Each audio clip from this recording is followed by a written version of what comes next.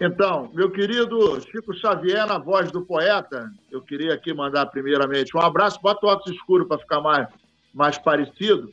Eu mudei de cenário porque é o seguinte, não tem luz aqui, então lá dentro do estúdio não tem como ficar mais. Eu tive que vir agora aqui para a varanda, estou eu e a Maia aqui junto com vocês, para esse resultado que o Flamengo acaba de obter, né? Esse jogo em que o Flamengo não conseguiu fazer nada, né?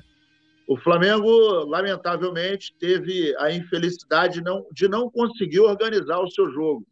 A gente viu um jogo, muito embora o Flamengo tenha uma maior posse de bola, mas não adianta você ter posse de bola e não chutar para gol. 515 passes, 13 finalizações e detalhe, o que mais chama atenção é que as finalizações certas, 4 para o Coritiba e 1 para o Flamengo. Então, a gente consegue notar que não adianta você ficar com a bola o tempo inteiro, mas se você não é letal, né? É bem verdade que o gol acabou saindo naquele pênalti em que o Diego acabou ocasionando, mas as modificações do Flamengo não surtiram efeito. E aí acende um alerta muito grande e muito preocupante, porque se nós perdermos o Arrascaeta e o Everton Ribeiro, o Flamengo se torna um time comum. O Flamengo se torna um time lento, o Flamengo se torna um time desorganizado, o Flamengo se torna uma presa fácil, fica vulnerável, né? Embora a gente tenha ali o João Gomes no meio-campo combatendo, tentando trabalhar muito a parte defensiva, mas no quesito criatividade, o Flamengo fica nulo, né? E aí, óbvio, a ausência do Pedro, do Gabigol também fazem muita falta, fazem uma falta gigantesca. Então, basicamente, se nós não tivermos o Gabigol, o Pedro, o Arrascaeta e o Everton Ribeiro, do meio para frente, o time fica morto, né? O time conseguiu combater, tomamos um gol num vacilo ali, na minha opinião, do Diego, em que ele foi dar o bote e não tinha necessidade de fazer aquilo, até porque o Vidal estava na jogada também, ele tinha que ter cercado ali, né? Se ele cerca, ele consegue bloquear aquela jogada. Se precipitou, acabou causando o pênalti, o Hugo, inclusive, foi bem na jogada, né? Só que a bola veio com muita velocidade, ele pulou no canto certo. Mas futebol é assim, né? A gente está vendo o Flamengo que está meio displicente, já está naquela pilha de férias, né? Mesmo a galera que está entrou com pouco tempo, o Diego demorou demais a ser trocado. O nosso querido Petit tinha falado que trocaria ele logo no início do segundo tempo. Não foi isso que aconteceu. Talvez, se ele tivesse saído, a gente não tomaria esse gol de pênalti, né? Mas é isso, o Flamengo tá no ritmo de férias, a galera tá mais relaxada, não tem uma cobrança muito grande, e a demonstração é de que nós precisamos realizar um trabalho muito forte, principalmente ali na meia, porque se o Flamengo não tiver meia atacante, a gente vira um time normal. Né? E até a gente estava falando no pré-jogo, né, sobre a maneira com que esse time alternativo também joga, que é totalmente diferente da equipe das Copas, vamos colocar assim dessa forma. E o time hoje, como eu falei, faltava criação também ali no meio. O Vidal era o jogador que mais estava tentando distribuir, né, no primeiro tempo, né, o jogo, mas também não foi suficiente. E com todo respeito ao Marinho, Diego Ribas a gente já sabe que não vai permanecer em 2023, vai se aposentar. Com todo respeito ao Marinho, não dá mais para jogar no Flamengo, né? Com todo respeito, eu não consigo mais. Petit, quero te ouvir sobre esse segundo tempo aí entre Flamengo e Curitiba. A grande verdade, amigos rubro-negros, é o seguinte, que o Flamengo vai para Curitiba para treinar. Essa foi a impressão que eu tive vendo um segundo tempo lamentável desse do Flamengo, né? E o Flamengo só tentou levar o jogo a sério depois que tomou o gol e depois das graças do jogador Aleph Manga, né? Porque, na minha opinião, um jogador que não representa nada para o futebol brasileiro, tentar fazer graça com um time igual ao do Flamengo, um time aí campeão da Copa do Brasil, campeão da Libertadores, e a gente tem que ver um jogador igual o Aleph Manga querer tirar uma certa onda do Flamengo, com o Flamengo por causa do próprio Flamengo. Se o Flamengo vai com vontade, né, de realmente vencer esses caras, mesmo que vá com um time alternativo, pode dar chance não. O Túlio, ninguém nunca teve pena da gente, não. É pegar esses times aí, tem que mandar lá para a segunda divisão, tem que rebaixar esses caras mesmo. Mas como eu vou voltar aqui a falar do assunto do segundo tempo do Flamengo, principalmente, que foi lamentável, né? A primeira substituição do Flamengo, o Dorival coloca o Mateusão, né? Que eu não vou fazer uma crítica pessoal ao garoto, né? Mas se eu tô perdendo o jogo, não sei se vocês concordam comigo, eu tomo 1-0. A minha primeira opção é o Mateusão. Será que a opção de alguém é o Mateusão que vai resolver o teu problema? O Mateusão, ele teve algumas chances e não apresentou nada. Nada até agora. Pelo menos essa é a minha opinião. As chances que o Mateusão teve, o Mateusão não aproveitou nada. É zero aproveitamento do Mateusão. O que eu faria com um jogador igual a esse? Já que ele está incluído, já que ele está no grupo profissional, eu uso esse jogador, Túlio, quando o Flamengo está ganhando. 2-0, 3-0. Vamos botar o garoto ali para ver o que o garoto arruma, né? E ele coloca o Mateusão e tira o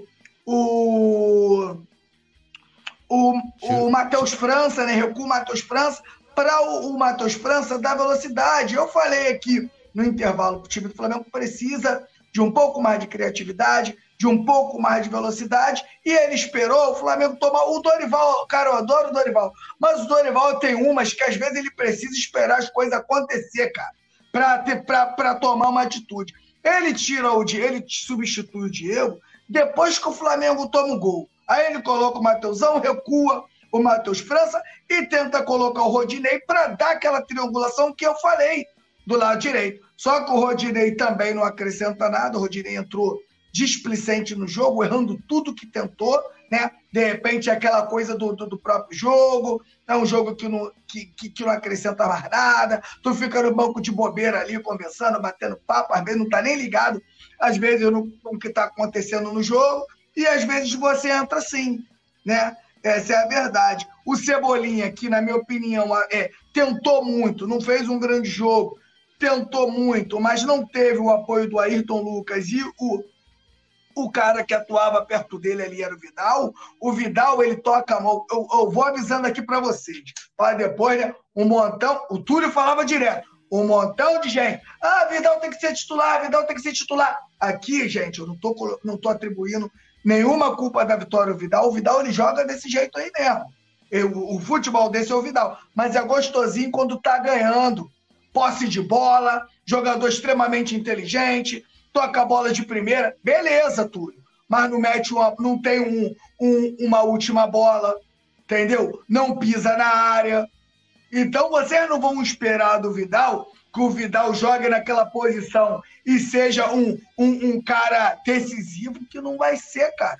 Que não vai ser. Então, é bom a gente já começar a pensar aqui, a rever os nossos conceitos, que uma grande parte da torcida pediu o Vidal de titular. Está aprovado que não é titular do Flamengo. Você entrar 25 minutos, 35 minutos do segundo, com a inteligência que você tem europeia, e você distribui o jogo, é gostosinho, Nazário. É gostosinho. Agora, quando você precisa realmente de uma vitória, você precisa, de repente, de uma criatividade, de uma inteligência, o Flamengo não tem. Então, o Flamengo precisa se organizar. Isso a gente já fala um tempão. O Flamengo precisa de contratar meias ofensivas, aquele cara que pega, que segura, que dribla, que dá um chute de fora da área, que cria alguma coisa diferente. Porque esse time do Flamengo, eu já venho falando aqui, ninguém pode falar que eu estou falando isso agora porque perdeu, porque eu já falava quando tu ganhava.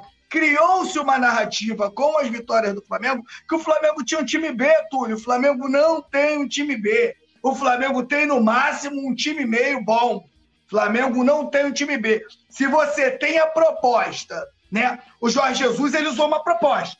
Jogar com o time titular o tempo inteiro e só trocar se em caso de lesão ou um caso de fadiga, alguma cartão amarelo, alguma coisa do tipo. Tá, se o Flamengo opta por ter um time que vai disputar a Copa e opta por um time B, tem que reforçar o time B.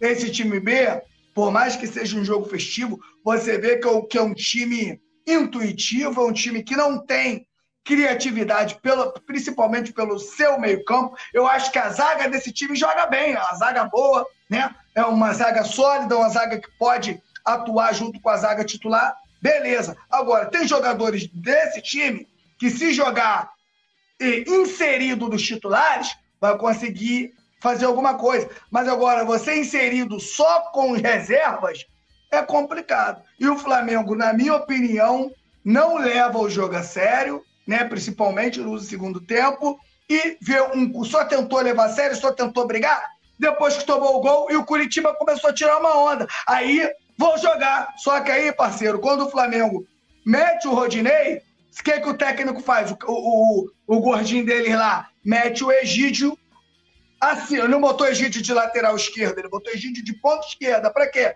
Para inibir as subidas do Rodinei, para tirar aquelas triangulações. Só você perceber quantas bolas o Rodinei perdeu ali, porque o Flamengo não conseguiu fazer nada por ali. E o Marinho, meu parceiro, o Marinho, Deus me livre, que partida horrorosa do Marinho, tentou muito, tá? Aqui a gente não tá falando que foi falta de vontade, nada disso. Mas o Marinho faz uma partida tenebrosa, partida ruim, partida horrível, essa é a verdade, partida tenebrosa. E se o Flamengo está pensando já para 2023, se está com dinheiro, o Flamengo precisa aí fazer no mínimo de 4 a 5 contratações pontuais para que, quando o Flamengo jogue com time alternativo, a gente tenha aí uma perspectiva que o Flamengo possa vir à vitória. O time do Curitiba é um time horroroso, achou um gol de pênalti na entrada do Diego Ribas ali, que deu o bote, aquele bote não se dá. Quem joga a bola sabe que essa bola, Túlio, o cara encosta em você, você levanta os braços e deixa o cara jogar. Você não dá o bote, porque se você der o bote dentro da área e der o bote errado, você corre o risco.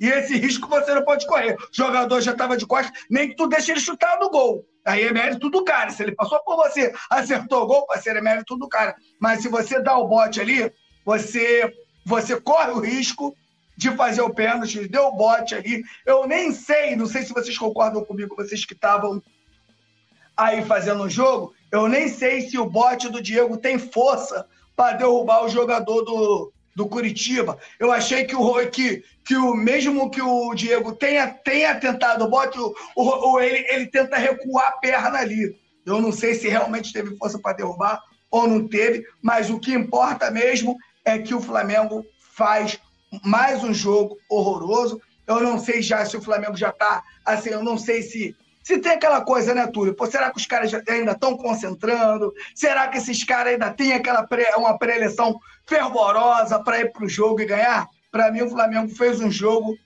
em ritmo de treino, até pela substituição. Minha primeira opção não pode ser o Mateusão, Túlio. Túlio, tu tá perdendo. Não pode ser o Mateusão a sua primeira opção de substituição para virar o jogo. Pelo menos é o que eu acho, cara. E aí entra aquilo que a gente estava falando mais cedo sobre como que essa garotada vai entrando na equipe, né? Entrando em momentos de pressão e para ser solução. Aí você pega lá o Matezão, depois, beleza, a jogada foi anulada pelo juiz porque ele acabou, estava em impedimento. Mas, porra, tu tá na frente do goleiro, meu, chuta de bico. Ah, não, tem que dar uma colocadinha de lado com a bola com efeito pra tentar fazer Porra, não dá, né? Não dá. E assim, o que mais me preocupa aliás, o que mais me preocupou nesse jogo, porque a gente tá falando em específico, não é uma análise da temporada, nem nada, né? Mas é o desempenho, né? E a falta de desempenho. E isso que me preocupa. O primeiro tempo, até o Flamengo deu pro gasto. Não conseguiu abrir o placar, mas deu pro gasto. O Curitiba melhorou um pouco ali nos minutos finais da primeira etapa. Mas no segundo tempo, o Flamengo não existiu. Simplesmente não existiu. E a gente vê, né? O Petit lembrou, né? Da entrada do Mateusão. E aí o Matheus França, ele recua. Sendo que o time... parece que esse time alternativo do Flamengo reserva só tem um jeito de jogar, pelas pontas. E aí, como já não tinha mais o Cebolinha, não tentava nada pelo meio com o Matheus França, que aí acabou, né, já não estava fazendo lá uma partida maravilhosa, sumiu, e era só com o Marinho. E por que ele tirou o Marinho? E a questão do Vidal é o seguinte, o Vidal... ele não aguenta jogar os 90 minutos, ele não consegue manter a intensidade do jogo dele, né, durante todo o tempo que ele permanece no campo. A idade pesa. Alô, nação do Mengão! Esse é o Coluna do Fla. Seja bem-vindo. Se inscreva no canal, não esqueça de deixar o seu like, pega o link, compartilha pra geral, comente bastante, queremos te ouvir. Aqui você tem a melhor transmissão dos jogos do Flamengo na internet. O Coluna é brabo e tem o Pod Fla, o podcast da nação.